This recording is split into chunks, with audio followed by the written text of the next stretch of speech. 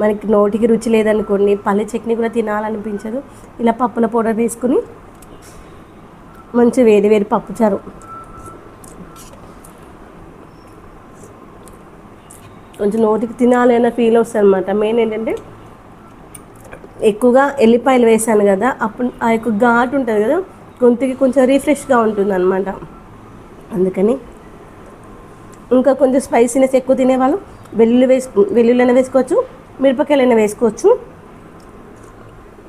ఇదైతే చిన్న పిల్లలైనా పెద్దవాళ్ళైనా ఎవరైనా హ్యాపీగా తినవచ్చు అనమాట.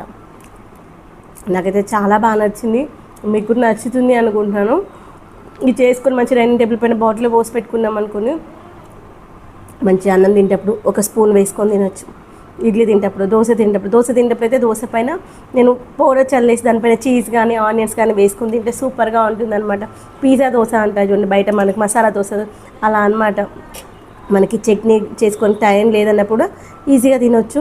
ఒకవేళ మనం ఎక్కడికైనా బయటికి వెళ్ళేసి వచ్చాము, ఓపిక లేదు, కర్రీ చేసుకోవడానికి ఓపిక లేదు, అన్నం చేసామనుకున్నప్పుడు ఈ పౌడర్ చేసుకొని తినొచ్చు. లేదంటే అన్నం పోపేసి దీన్ని దాంట్లో వేసేసుకునే తినొచ్చు. లేదంటే ఇంత చారు చేసుకుని దీన్ని కమ్మగా ఉంటుందన్నమాట.